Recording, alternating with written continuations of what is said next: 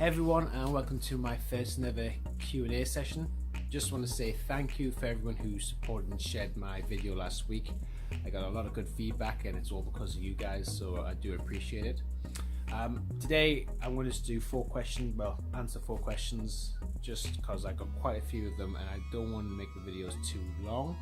However, I do appreciate the people who sent the questions in, and I will be answering them in following weeks as well. So let's begin. First question is, how do I get the healing properties of a bone broth when I'm eating a plant-based diet? Awesome question, and I just want to start off by saying, when I first started to look into functional health, I was a huge advocate for bone broth. I used to have it on a daily basis.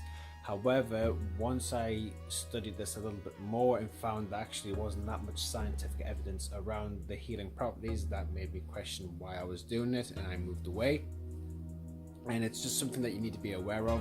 If anything, there's been more and more reports of bone broth having lead in, and that's highly toxic for the human body, so just be careful when it comes to having this. I'm not going to say don't, but just be aware and just make sure you're doing the correct things when it comes to having that.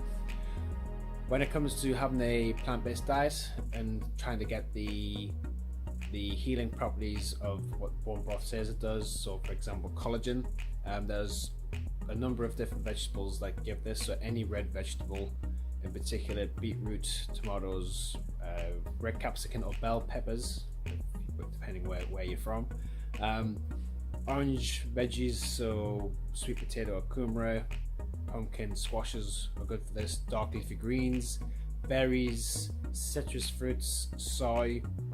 All these foods have been shown to have collagen, which also gives you the anti-aging process.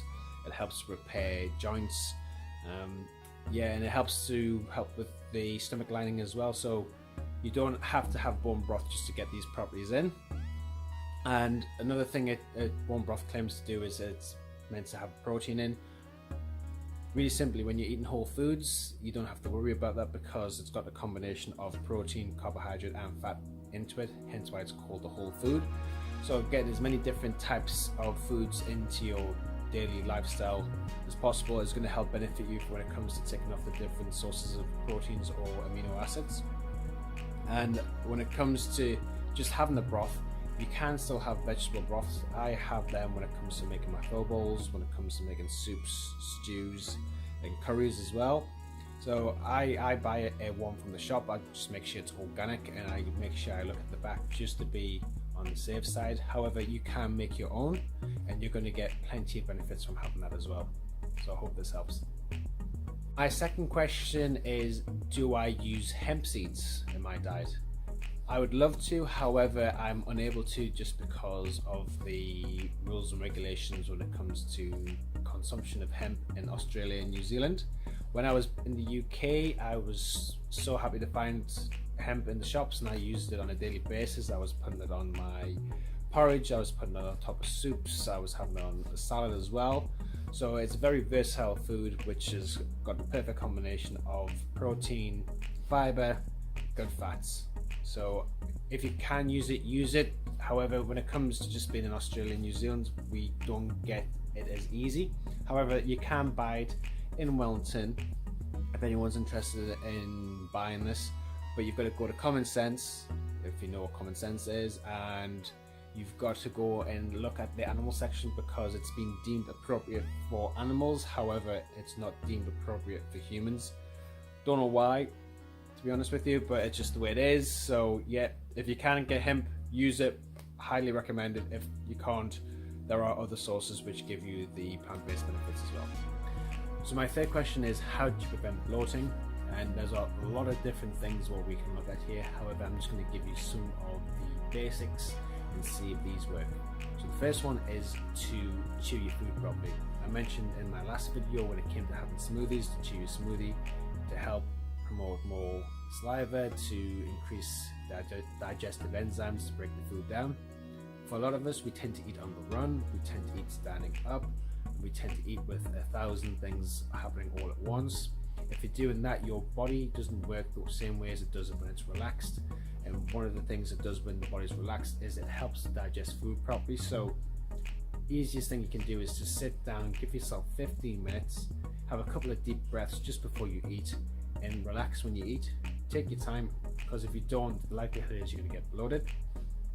Other things you can do is try not to drink 15 minutes before or after you've had something to eat. The reason for this is we've got stomach acid, which is designed to break food down.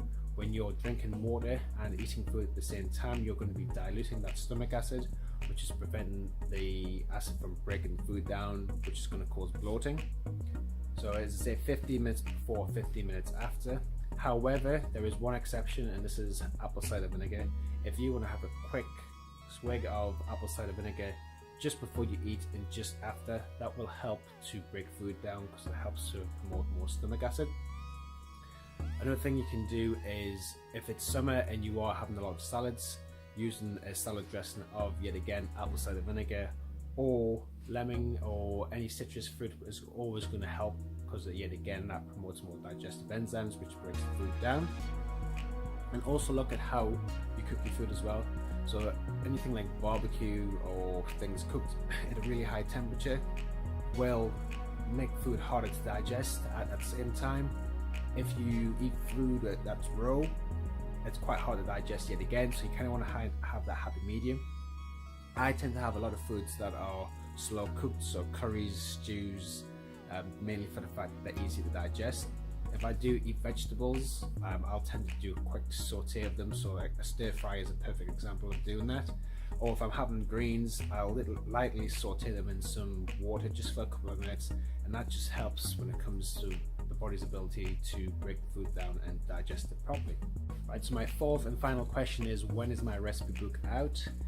So I was hoping it was going to be out this week. However, all the stuff that I needed to be done is done. I'm just waiting for someone to finalize one or two things. Once that's done, I will promote it as much as I can, and hopefully you guys will buy it. I'm looking to sell it through my website, so I'm just waiting on one or two final details just to be done. After that, it's all good. So I do apologize for people who've been waiting for this, and I hope it's going to be done within the next 7 days. Fingers crossed. Right, so that is my first Q&A done. I would love to hear your feedback on this, so anyone who feels like I've missed something out or want more information, just drop me a comment in the comment section below. At the same time, you can drop me a private message if you want to talk more one-on-one. I would love it though. I've got a YouTube page and I'm trying to build it up, so if you can subscribe to this YouTube page, it would be awesome. You know, the more followers I get, the more content I'll do. So try to subscribe. If not, try to follow me on Facebook and Instagram, because I do put daily posts up of how I live and some little tips and tricks when it comes to you guys getting healthier and eating the right sort of foods as well. So cheers for listening and have an awesome weekend.